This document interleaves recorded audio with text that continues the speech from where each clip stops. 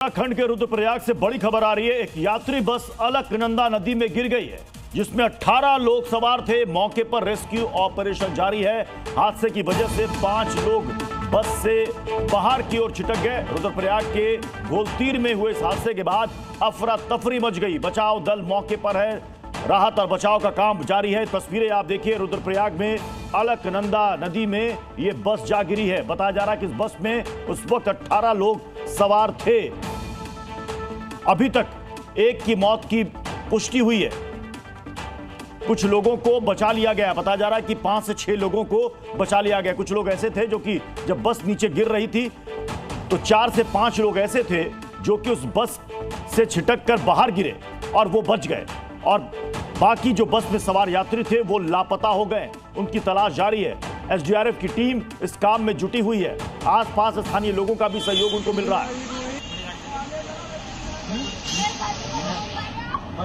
सुरेंद्र डसीला हमारे सहयोगी इस वक्त जुट चुके हैं। सुरेंद्र, इस वक्त की अपडेट दीजिए, क्या स्थिति है वहां? देखिए, बिल्कुल प्रत्यूष, ये केदारनाथ के यात्री थे और राजस्थान के रहने वाले थे। टेम्पो ट्रैवलर में सवार थे, 18 लोग थे। जब ये गाड़ी गिरी है तो 7 लोग छिटक के गिर गए, जिनमें 2 बच्चे भी हैं, 5 अन्य लोग थे। और इन 7 में से एक की मौत हो चुकी है, जिसको प्रशासन ने जिसकी मौत डिक्लेयर कर दी है। बाकी जो घायल हैं उनका अस्पताल में इलाज चल रहा है।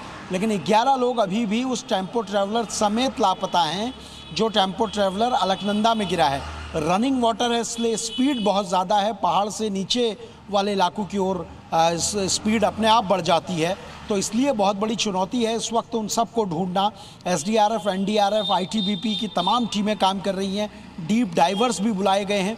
लेकिन आप ये समझिए कि इस स्पीड से, जिस स्पीड से नदी बह रही है, उसमें एक टेम्पो ट्रैवलर को भी ढूंढना बहुत मुश्किल हो रहा है। तमाम टीमें वहाँ पर लगी हुई हैं और अभी तक की जो जानकारी है उसमें यही है कि राजस्थान के तमाम श्रद्धालु थे जो गोलतीर के पास रुद्रप्रयाग में ये गाड़ी गिरी है, और उसके सर्च रेस्क्यू ऑपरेशन फिलहाल चल रहा है।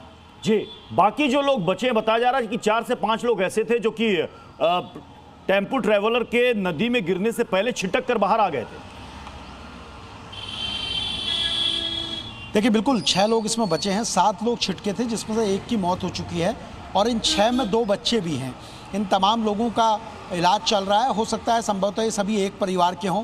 थोड़ा सा इनकी स्थिति थोड़ा नियंत्रण में होगी तो प्रशासन इनसे बातचीत भी करेगा, इनसे पूछेगा कि ये लोग यात्रा कर चुके थे या यात्रा की ओर जा रहे थे। और दूसरी बड़ी बात यह है कि सबसे बड़ी चुनौती ये ऑपरेशन है।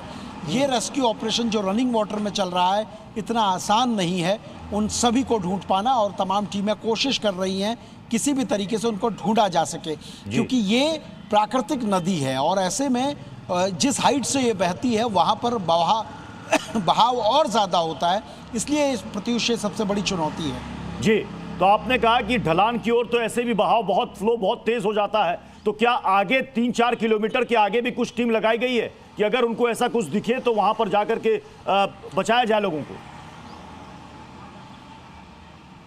देखिए, बिल्कुल टीमें लगातार ढूंढ रही हैं, क्योंकि जब हम रुद्रप्रयाग से आगे जाते हैं तो आगे श्रीनगर आएगा। श्रीनगर में जीवीके का डैम है। संभवतः उम्मीद ये मानी जा रही है कि अगर डैम तक गाड़ी पहुंचती है या अगर डैम तक कोई लोग पहुंचते हैं तो वहां ढूंढना थोड़ा सा आसान इसलिए होता है क्योंकि डैम के पानी को आप अपने हिसाब से कंट्रोल कर सकते हैं। और बड़ी चुनौती ये भी है कि पहाड़ों में बारिश हो रही है। अब ये सबसे बड़ी चुनौती है कि इस बीच में कैसे रेस्क्यू किया जाएगा, क्योंकि रनिंग वाटर के रेस्क्यू वैसे ही बहुत बड़ी चुनौती अपने आप में होते हैं। प्रत्युष जी।